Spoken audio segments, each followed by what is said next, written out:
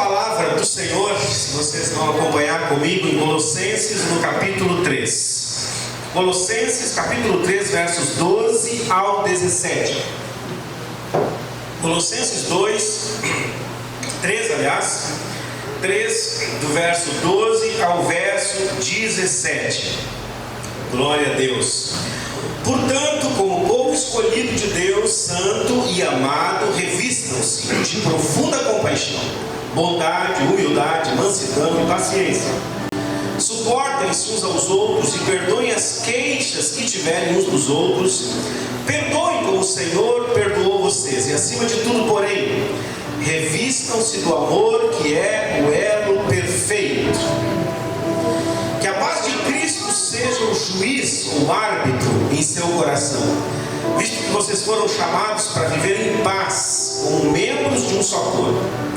E sejam agradecidos. Habite ricamente em vocês a palavra de Cristo. Ensinem e aconselhem-se uns aos outros com toda a sabedoria, e cantem salmos, hinos e cânticos espirituais com gratidão a Deus em seu coração. Tudo que fizerem, seja em palavra ou em ação, façam-no em nome do Senhor Jesus, dando por meio dele sempre graças ao Pai. O texto é um texto escrito, Colossenses é uma carta escrita aos irmãos que se reuniam na cidade de Colossos. Uma cidade na Ásia Menor, que hoje é na Turquia, uma cidade perto de Éfeso, uma cidade perto daquelas 7 igrejas da Ásia. Alguém lembra do Apocalipse? Esmirna, Tiatira, Laodiceia, Filadélfia, aquelas 7 igrejas. Pois bem, aquelas citam inclusive Éfeso, mas não citam Colossos, embora Colosso estivesse exatamente na mesma região. Mas na época que o apóstolo João escreveu, 90 depois de Cristo, essa cidade já não era tão importante, era uma cidade pequena. Não sei como a igreja já estava, se ainda estava. Não sei se estava e se ainda estava lá nos anos 90, quando foi escrito o Apocalipse, 85 depois de Cristo. Mas Paulo, nos anos 60 depois de Cristo, vocês acompanhem comigo, Jesus nasceu no ano 0, amém? Ano 0 da era cristã é o nascimento de Jesus. O ano 33 é a morte de Jesus, amém? O ano 33 é a morte de Jesus. Portanto, no ano 60, quando Paulo está escrevendo essas cartas, fazem 30 anos, 27 anos depois da morte de Jesus. Depois da morte de Jesus, da ressurreição de Jesus, do envio dos apóstolos, e depois de anos dos 12, ainda o encontro com o apóstolo Paulo no caminho de Damasco e o envio de Paulo, é que Paulo está escrevendo essa carta aos Colossenses. De onde ele está escrevendo? Está escrevendo já preso em Roma. Já está preso em Roma, numa prisão domiciliar, uma prisão que ele recebe pessoas. Você vai ver lá no final do livro de Atos que ele recebe amigos, que ele recebe obreiros, irmãos, ele prega a palavra dentro da prisão, numa residência dele, provavelmente uma residência, só que ele não pode sair da residência, não pode sair muitos metros. Não sei como era na época essa prisão domiciliar. Eu sei que Paulo, nesse momento, está nessa prisão, escrevendo aos Colossenses, uma igreja que ele nunca foi, uma igreja que, segundo o relato bíblico mesmo, ele jamais foi lá, e ele liderava essa, onde você sabe onde Paulo chegava. Paulo fez 3 viagens missionárias grandes. Não é viagens como as nossas, que a gente sai, fica 13 dias fora, um dia, pega um avião, já está em São Paulo no mesmo dia, daqui 1h15 você está ali em São Paulo. Não, eram viagens da vida de Paulo, eram viagens de meses, esperando a maré certa, esperando os ventos certos. Ele fez 3 grandes viagens por onde ele ia passando. Ele saía ali do Oriente, saía da região onde ele estava e tinha que fazer toda uma volta, se você olhar no mapa, para poder ir na Ásia Menor e também na Europa, onde ele queria chamar, na Itália, em Roma ele queria chegar, e chegou. Então o apóstolo Paulo fazia viagens, e ele mesmo disse que ele sofreu naufrágios, que ele não sofreu nessas viagens prisões, que ele teve fome, que ele ficou nu, que ele não tinha o que vestir, que ele foi açoitado. Em várias cidades que ele chegava, ele era perseguido. Algumas ele tinha que sair correndo. sendo lançado por cima dos muros em um cesto para poder sair fugindo. Assim pregava o apóstolo Paulo. O apóstolo Paulo, que tinha uma estratégia, como ele era judeu, conhecia bem, ele era um perito na lei. Ele chegava numa cidade, os judeus haviam sido espalhados pelo mundo, então ele chegava numa cidadezinha dessas, a primeira coisa que ele procurava era o quê? Uma colônia judaica. Numa vila judaica, o que tinha sempre? Uma sinagoga. Não podia ser um templo, não pode reproduzir um templo. O templo só tem uma medida, uma dimensão, um lugar para estar, não podia estar em nenhum outro lugar. Então se fazia algo muito menor, chamado de sinagoga. E ali aquela colôniazinha judaica se reunia, mesmo em países, mesmo em Roma, mesmo na Grécia, mesmo na Ásia. Ali existiam muitas sinagogas e colônias judaicas. A estratégia de Paulo, que ele mesmo nos conta, é que ele chegava na cidade e ia direto, esperava o sábado e ia direto na sinagoga. Por quê? Ele, como um bom judeu, chegava, se apresentava, conhecia a Torá, conhecia os livros dos profetas, os salmos. Ele poderia muito bem ler e discorrer sobre o livro, como Jesus fez numa sinagoga em Cafarnaum. Ele leu o livro de Isaías, ele poderia. E ele aproveitava para dizer o quê? O texto mesmo nos diz que ele aproveitava para convencer os judeus que aquele Jesus que tinha morrido há 27 anos atrás, há 30 anos atrás, que o pessoal ainda falava nisso, que aquele Jesus que muitos desses judeus de Colossos e de todos os outros lugares que estavam espalhados poderiam estar lá em Jerusalém no dia da morte de Jesus, porque eles podem ter 60 anos de idade e podiam ter 20 lá ou 30 lá, eles podem ter 50 anos de idade nesse momento e podiam ter 15, 20 anos lá em Jerusalém e podiam estar dispersos agora. Então muita dessa gente sabia, viu, e ele então convencia os judeus que aquele Jesus que eles tinham como escândalo, a Bíblia diz que era loucura para os gregos e escândalo para os judeus. Por que era escândalo? Porque a Torá, a lei de Moisés, diz: maldito aquele que morrer morte de cruz. E exatamente aquele que era para ser o Messias morre morte de cruz. Então era um escândalo para os judeus. Mas Paulo, cheio do Espírito Santo, convencia os judeus que aquele Messias morto e ressurreto estava, aliás, ressurreto, e era o Messias esperado pelos judeus. Convencia. Dali saíram os primeiros crentes.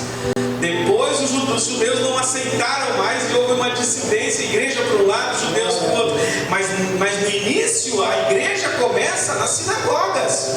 Os irmãos começam a se reunir nas sinagogas, no caso de Jerusalém, no templo, e lá eles tanto liam a Torá, como também falavam de Jesus um para o outro, nesses lugares. E agora Paulo está escrevendo para essa igreja que ele mesmo não conseguiu fundar, mas que está com problemas, porque tem muita idolatria no entorno dela, muita gente de todas as nações, muitos tipos de rituais, de coisas que estão querendo entrar para dentro da igreja, no meio da liturgia da igreja, muitos misticismos, simpatias, muitos pequenos deuses e muitas idolatrias que às vezes alguns irmãos dessa igreja de Colosso vinham para a igreja, adoravam o Senhor, mas lá na casa deles tinha um ídolozinho, tinha uma simpatiazinha lá que tinha a ver com outra religião da cidade. Da mesma forma, estavam os gnósticos, que eram crentes, líderes crentes que diziam ter uma revelação muito mais ampla, muito mais que os 12 apóstolos, muito mais que Paulo. Eles tiveram uma revelação surpreendente, coisas profundas. E aí Paulo escreve atacando isso. E ao escrever, ele mais ou menos nos dá ele mais ou menos explica que nós, como igreja, como corpo de Cristo, devemos ter uma cara estampada aqui dentro, um jeito de ser. E o apóstolo Paulo ensina que o jeito de ser da igreja é o jeito de ser de Jesus. E que se tem um rosto que tem que brilhar na igreja, é o rosto de Jesus. E que tudo que nós fazemos na igreja precisa ter a mensagem de Jesus ali. Então o apóstolo Paulo põe Jesus essa carta, preste atenção comigo, fique comigo por favor. Quando ele está escrevendo daquela casa que era uma prisão, parece que em cada versículo, Hermes, o Senhor aparecia dizendo assim, ó, bota o meu nome aí. Parece que em todos os versículos, desse 12 ao 17, Jesus botava um rostão assim, ó, Paulo, bota eu aí, coloca meu nome aí. Você vai ver aqui no verso 12, portanto, irmãos, como povo escolhido e amado de Deus, revistam-se, como povo escolhido de Deus, santo e amado, revistam, suportem uns aos outros, perdoem como o Senhor perdoou vocês. Depois diz, que a paz de Cristo seja juiz no coração de vocês. Depois, que habite ricamente em vocês a palavra de Cristo. Depois, tudo que fizerem, seja em palavra ou em ação, façam em nome do Senhor Jesus Cristo. Não tem nenhum versículo quase sem o nome de Jesus, sem a estampa de Jesus, sem a marca de Jesus, sem o brilho de Jesus, sem o gosto de Jesus, porque é isso que nós somos chamados para ser, a marca de Cristo na terra. É isso que nós somos chamados para ser. Por isso nós temos que ser uma comunidade padrão, uma comunidade modelo, uma comunidade de um padrão elevadíssimo de conduta, de comportamento. Os nossos relacionamentos têm que ser relacionamentos padrão. Se o mundo quiser olhar para alguém e saber como eu devo me relacionar com meu marido, com a minha esposa, com os meus filhos, com os meus pais, com o meu bairro, com o meu vizinho, com os meus parentes, com o meu patrão, com o meu líder, com o meu funcionário, com os meus fornecedores, com os meus clientes, como eu devo me relacionar, eles deveriam poder olhar para nós e aprender conosco, porque nós devemos ser a forma dessas pessoas. A forma. Então o apóstolo Paulo escreve dizendo para essa igreja, aos Colossenses, tenham a cara de Jesus. E qual é a cara de Cristo na igreja, irmãos? Qual é a cara de Cristo? A principal vestimenta, a principal maquiagem, o principal adorno do rosto de Cristo, de uma igreja que tem Cristo no centro, é que nós nos vestimos com a roupa do amor. Amém? Diga comigo, amém? Com a roupa do amor. De todas as roupas de um closet, de um roupeiro, de um cristão. De todos os looks que você possa escolher para vestir. E nós podemos vestir muitos looks. Depois que a gente aprende a criar looks, você precisa ter poucas peças. Se você tiver uma pretinha básica assim, ó, você faz muito milagre com ela. Ou você bota um blazerzinho, parece que você está até crente. Um blazerzinho. Você tem uma calça preta, meu Deus, o que dá para fazer com isso? Não é verdade? Você aprende a criar looks e fica até barato. Você compra na Ering uma camisetinha, não precisa nem ser de marca, e ninguém sabe, né? Todo mundo, você compra em qualquer lugar, na Marisa também, né? Na C&A, enfim, e você vai criando, e é maravilhoso isso, essa capacidade que nós temos de andar sempre bem vestidos e nem por isso gastar tanto assim. Pois é, mas a principal roupa, a principal vestimenta, porque hoje nenhuma vestimenta mais nos identifica como gente boa, nenhuma roupa mais consegue testemunhar para o mundo se você é ou se você não é, se você é de fato um cristão ou se você não é. Às vezes cristãos que parecem muito para frente são também gente chata, gente ruim, gente fiasquenta, gente que não dá bom testemunho. E às vezes aquela pessoa também que parece muito conservadora na forma de vestir, também às vezes não carrega a graça de Jesus, o amor do Senhor.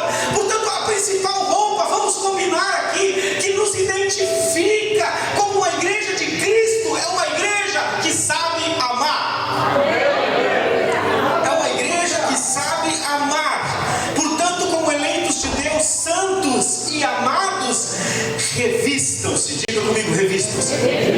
Revistam-se de quê? De quê? De compaixão, de bondade, de humildade, de mansidão, de paciência. Diga comigo, suportem-se. Vamos até cantar aqui comigo. Suportem-se. Mais alto. 1, 2, 3. Suportem-se. Diga para o seu irmão, suporta-me. Suporta-me, que eu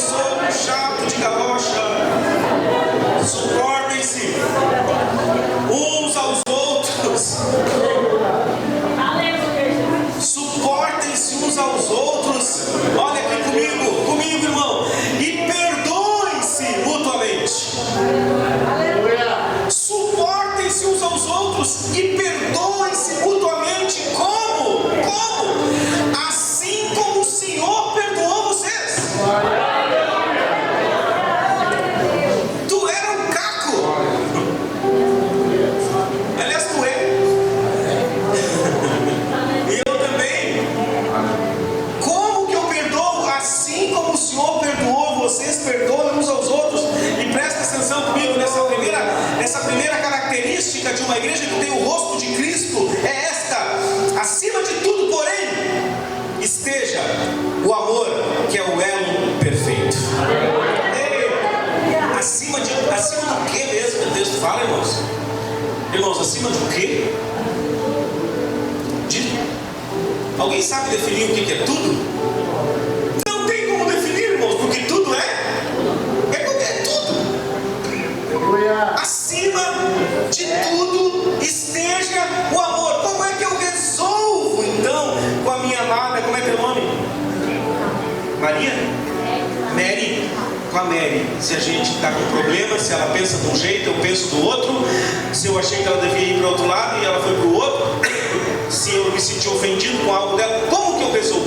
Acima de tudo esteja o amor, que é o elo perfeito. Na tua mãozinha aqui, o elo perfeito, a conexão perfeita. A única coisa que pode nos manter unidos, irmãos, é o amor. Você é muito diferente do teu irmão, a gente é muito diferente um do outro. As pessoas que estão na tua volta são estranhas, são pessoas esquisitas. Nós somos todos esquisitos. É ou não é? Nós todos somos muito esquisitos. Por isso é que o elo perfeito faz se todo mundo colocar a mão no elo, no círculo perfeito. Eu ponho a mão aqui, você põe ali, você põe ali. O elo perfeito faz com que nós vivamos em união, continuemos juntos. E não obstante, hajam muitas tribulações, muitos desentendimentos. Ele é o elo perfeito, por quê? Porque ele abriga todas as demais virtudes, moram debaixo do amor. Todas as outras virtudes moram embaixo de amor. Ele é o elo perfeito, por quê? Porque você foi capacitado. Se tu é crente mesmo, se tu é meia boca, daí é outra história. Mas se eu sou crente mesmo, eu fui capacitado por Jesus para amar. Se não faço isso, não faço de rebelde, mas eu fui capacitado. Se o Espírito do Senhor habita em mim, eu posso perdoar, eu posso amar, eu posso conviver, eu posso fazer isso. Porque a palavra do Senhor é que diz em Romanos 5:5 que o amor de Deus foi derramado nos nossos corações pelo Senhor Jesus Cristo. Preste atenção, o amor de Deus foi derramado nos nossos corações pelo Senhor Jesus Cristo. Derramado. Alguém sabe o que é derramar? Sabe o que é derramar? Não é pingar. Derramar não é colocar um vaporzinho. Alguém já viu quando chove, que parece que chove de balde? Alguém já viu? Alguém já ouviu essa expressão, meu Deus, está chovendo de balde? Que parece que nosso Senhor contratou as miríades celestiais, cada um com balde, e na mesma hora diz agora, e desce aquela tromba d'água. É o que o texto quer dizer. Ele derramou o seu amor nos nossos corações através do Espírito Santo. Portanto, ninguém aqui tem desculpa. Quem é discípulo de Jesus vai ter que aprender a amar, a perdoar e a conviver. Amar, perdoar e conviver. Olha o que o texto diz. E mais, o amor é prova de que você nasceu de novo.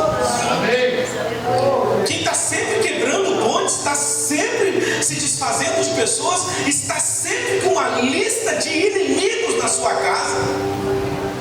Uma lista de inimigos. Faz até seus filhos brigarem com os filhos do outro. E o pobre da criança pergunta: por que, pai, se nós somos tão amiguinhos, tem que separar as crianças porque as pessoas ficam brigando Os adultos ficam brigando, separando as pessoas. Por quê? Se nós nascemos de novo, nós somos obrigados a consertar, a sentar, a conversar, a ir até as últimas consequências, conversando, consertando, vendo aonde nós erramos, ouvindo o outro, as razões do outro. Diz a palavra do Senhor: quem não ama não conhece a Deus, porque Deus é amor. Diz o próprio João: nós sabemos que estamos nele, porque amamos os nossos irmãos.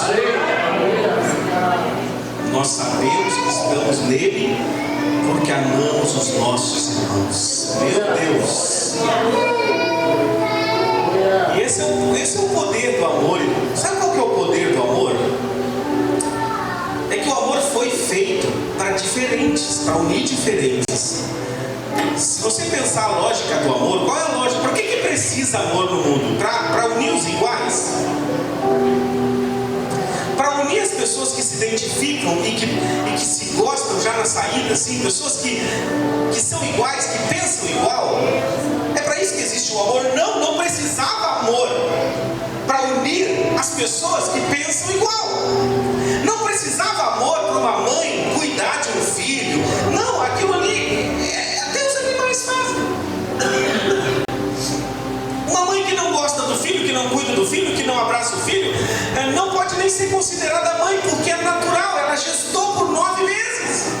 E quando nasce a criança, ela se apega, ela cuida, ela ama, mas é um outro tipo de amor. É o amor materno, mas este amor que a Bíblia está falando é o amor pelos esquisitos, pelos diferentes. O amor ganha poder, sabe quando? Quando ele une gente diferente. É aí que ele ganha força. E ele ainda nos dá um super poder, que é o poder de todos os poderes, que é o poder que elimina todas as guerras, que é o poder que faz com que o mundo todo entre em calmaria, que é o poder que faz com que famílias se reconciliem, irmãos se reconciliem, que é o grande poder de todos os poderes. É um superpoder chamado o poder de perdoar. O amor nos dá o poder de perdoar, porque quem não consegue perdoar se torna escravo do seu ressentimento, um prisioneiro, um empobrecido, um coitado. Quem não consegue liberar perdão é um coitado, é um pobre, é um refém, é um escravo do ressentimento. Mas é tão poderoso o amor que ele te dá um superpoder, o mesmo poder de Jesus pendurado na cruz, dizendo: Pai, perdoa-os, porque eles não sabem o que fazem. Da mesma forma, nós somos desafiados hoje a tomar a ceia do Senhor com um coração limpo, dizendo: eu mesmo não conseguiria perdoar, mas o amor de Deus foi derramado no meu coração, me faz eu perdoar, meu irmão. A segunda marca do rosto de Cristo na igreja é o que o texto diz aqui: que a paz de Cristo seja o árbitro nos vossos corações, pois foi para essa paz, diga, foi para essa paz que vocês foram chamados em um só corpo. Quantos corpos tem, irmão? Quantos corpos tem? Quantos corpos Jesus tem? É bravo pra gente pensar que só tem um corpo. A gente queria que tivesse mais, né? Porque daí a gente não precisa depois conviver no céu com gente tão esquisita. Eu queria que só o único corpo de Cristo fosse os Assembleia. Mas é os batistas, os quadrangulares, os luteranos, os presbiterianos, os Brasil para Cristo. Meu Deus, é um corpo só, essa gente toda é um. Quantos são, irmãos? Um só. Glória a Deus. E diz o texto: foi para essa paz que vocês foram chamados. Guarda isso, guarda isso. O Senhor foi chamado para quê? Eu fui chamado para ser o pregador da palavra. E você foi chamado para quê? Eu fui foi chamado para ser missionária. E você foi chamado para quê? Eu fui chamado para tocar o instrumento. E você foi chamado para quê? Eu fui chamado para isso, eu fui chamado para aquilo. Fomos chamados sim para várias coisas maravilhosas. Mas Paulo diz: foi para isso, para a paz, que vocês foram chamados. Foi para a paz que vocês foram chamados. Por que será que de tudo que Jesus disse que deixaria para os discípulos, ele disse: deixe-vos a minha paz, a minha paz vos dou, não como o mundo a dá. Por que será que Paulo aos Filipenses diz: não estejam ansiosos por coisa alguma, antes façam conhecidas as vossas petições com orações, súplicas e ações de graças, e o Deus de paz guardará os vossos corações em Cristo Jesus, vossas mentes e os vossos corações em Cristo Jesus. Sabe, gente, é uma sequência. Quem ama vive em paz. Quem ama vive em paz. Quem perdoa vive em paz. Quem vive em guerra é quem não perdoa. Quem não perdoa é quem não aprendeu ainda a excelência do amor. Foi para isso que nós fomos chamados. No Monte das Bem-aventuranças, você conhece? Mateus, no capítulo 5, ali é o miolo, a essência do Evangelho de Cristo. Quem não sabe, deveria pesquisar. Pastor, me dá um miolão aí, assim, o miolo do Evangelho. O miolo. Se pudesse condensar o Evangelho e fazer em um capítulo, 2 ou 3, o que é o Evangelho? O Sermão da Montanha. Isso é o Evangelho de Jesus. E nesse sermão, ele vai dizer: bem-aventurados os pacificadores, porque eles serão chamados filhos de Deus. Eita, coisa boa! Quer ser chamado de filho de Deus? Seja um pacificador, alguém que promove a paz. Onde houver guerra, já diz uma oração antiga, que eu leve paz. E você precisa ser conhecido por ser carregado de graça, de paz. Eu quero hoje te desafiar em nome de Jesus, que quando você entre num lugar, entre muito mais do que um monte de carne. Quando você entre num lugar, entre um clima de paz tão grande naquele lugar, que as pessoas se perguntem: o que é isso que você tem? O que é isso que tu carrega? Por que você anda não vindo mais aqui? Nós sentimos a tua falta. Como é que tudo que você está passando, que eu sei que você está passando, como é que você está assim? É porque você vai dizer assim: é porque a paz que excede a todo entendimento está guardando meu coração e a minha mente em Cristo Jesus. Que quando você entrar nos lugares, que quando você chegar, pessoas que estão discutindo, parem de discutir porque você chegou. E você seja um daqueles que vai dizer: deixa disso, para com isso. Você vai ser um daqueles que, em vez de colocar lenha na fogueira, você vai dizer: não, o Hermes, ele amanheceu mal, coitadinho, ele não quis dizer aquilo. Você vai dizer: eu conheço o Hermes, ele é gente boa, só que ele não estava num dia bom. Provavelmente estava sem dinheiro.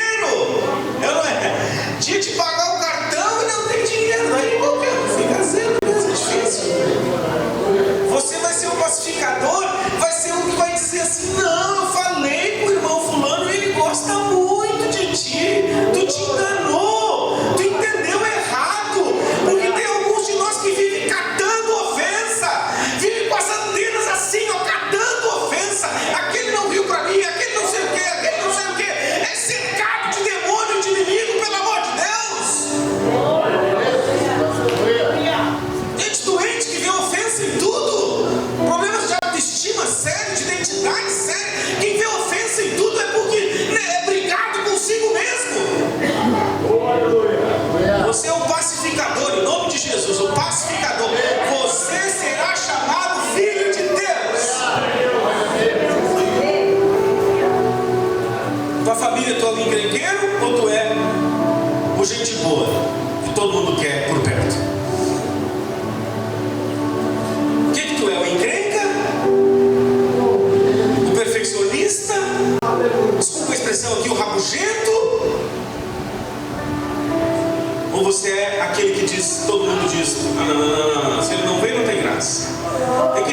vir, vem. Ah, tu tem que vir. A gente te espera, mas tu tem que vir. Todo pacificador é bem-vindo em todos os lugares. Sabia disso? Em todos os lugares. Ele não tem coisa com ninguém, não tem briga com ninguém. Ele só tem briga com o diabo. Pacificador, em nome de Jesus. É tanto que a maior bênção que a gente aprendeu a dar na igreja quando eu era pequeno, meu pai sempre dava essa bênção no fim do culto. É a bênção de números. É assim. Você repete comigo: o Senhor te abençoe e te guarde. O Senhor faça resplandecer o seu rosto sobre ti. O Senhor tenha misericórdia de ti. Levante o seu rosto para ti. Vai, levanta a mão assim, levanta a mão. Vira para um irmão aí qualquer e diga assim: e te dê paz. E te dê paz. Porque se quem tem paz tem tudo. Quem tem paz tem tudo. Jesus é a nossa paz, amém? Jesus é a nossa paz. E por fim, uma igreja com o rosto de Cristo é uma igreja orientada, que ama. Ela ama. Ela come as escrituras sagradas. De onde eu tirei isso? No texto. O texto diz: habite ricamente em vocês a palavra de Cristo. Habite ricamente. Para quê? Para que vocês possam se aconselhar com toda a sabedoria. Para que vocês possam cantar salmos, cânticos espirituais de gratidão a Deus no coração de vocês. Habite. Tem um texto que diz: que seja abundantemente rica a palavra de Deus em vocês.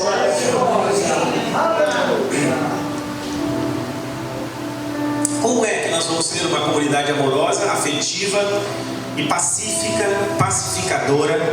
Como nós seremos crentes amorosos, perdoadores e cheios de paz para dar para os outros? Promovedores de paz na nossa casa, promovedores de paz na nossa casa. Como nós vamos ser? Se nós não conhecemos, não mergulhamos nas Escrituras, são elas, as Escrituras, que nos dizem como ser uma pessoa que ama e perdoa. Como ser uma pessoa? É a Escritura Sagrada que manifesta o próprio Cristo. Jesus disse: são as Escrituras que falam de mim.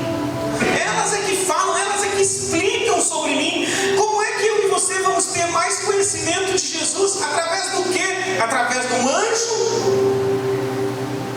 Um anjo que vai vir mostrar para você quem de fato é Deus?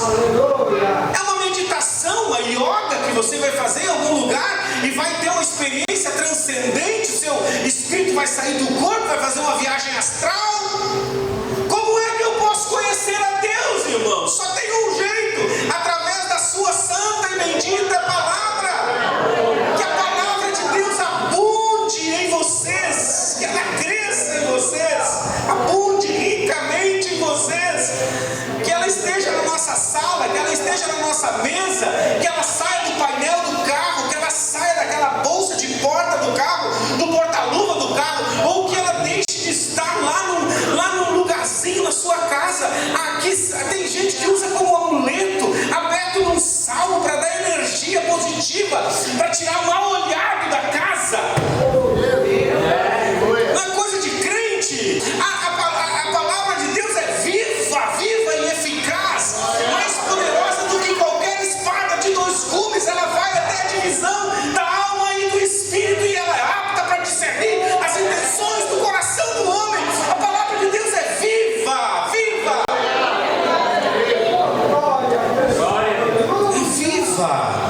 Eu quero te desafiar em nome de Jesus a abrir a palavra de Deus em casa. Homem, preste atenção, você que é marido, esposo, quem tem que abrir a Bíblia em casa é você. Como é a sua Bíblia? Toda riscada, toda anotada, bonitinha. Você risca, anota bem nela. Como é que ela está? Ela está surrada, você ama ela. Você levanta e a primeira coisa que faz é fazer um cafezinho preto ou um chimarrão e está com a sua Bíblia bem aberta, orando a Deus, tentando compreender as Escrituras, sendo ministrado pelo Senhor através da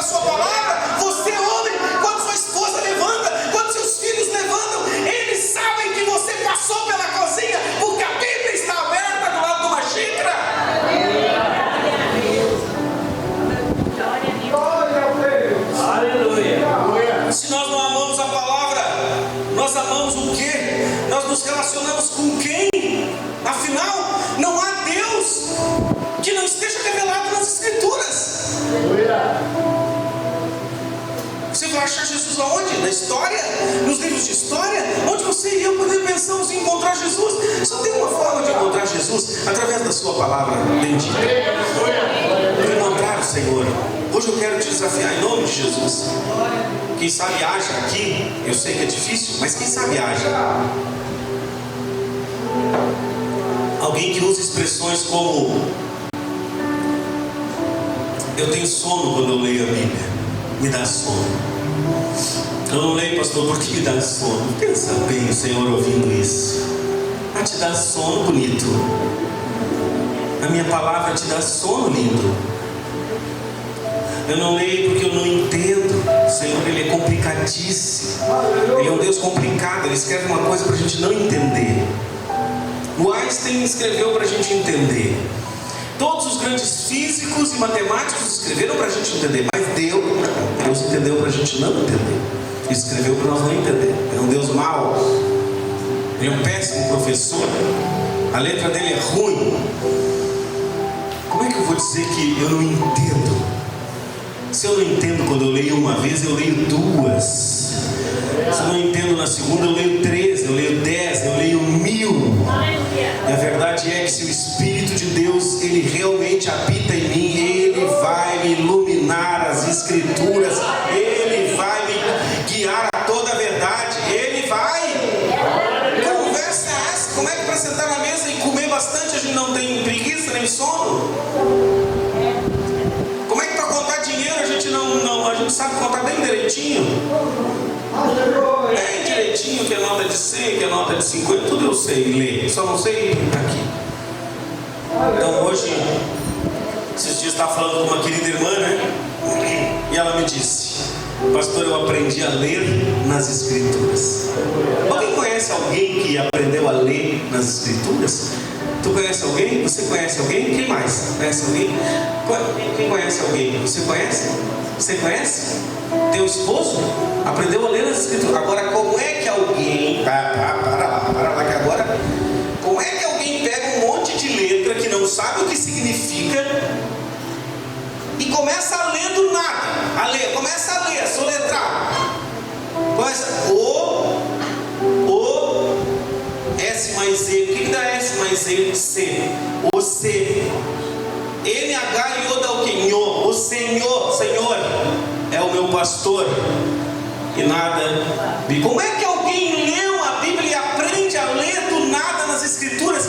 É o Espírito do Senhor que está dentro dessa pessoa e que empurra ele. Ele sabe que não tem chance se não ler as Escrituras. Ele sabe que não tem chance de continuar cristão, de continuar servindo a Deus, de continuar fiel. Ele não tem chance. Aliás, ninguém tem chance. Como é que eu, Mauro, em 2025 vou dizer que não entendo? Eu entendo sim, em nome de Jesus. Eu entendo, o Senhor me fará entender, em nome de Jesus.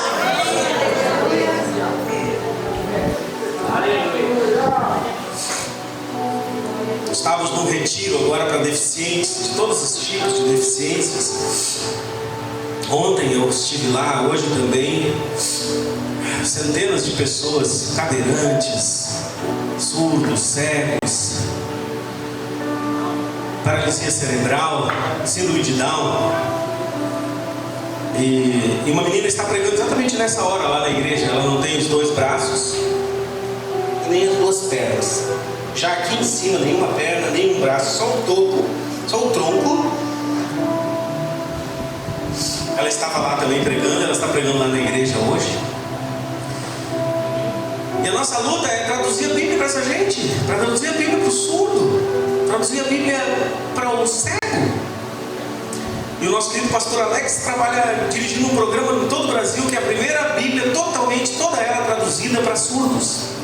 Claro, como é que ela é traduzida? Ela é por vídeos e com sinais de surdos e um vídeo.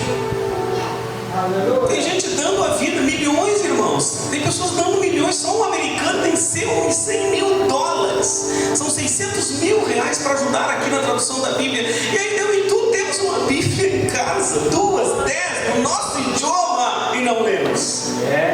E não editamos, e não sabemos nada dela quase. Então, irmãos, hoje é dia de ceia. E eu estou pregando eu sou de uma igreja que tem o rosto de Cristo.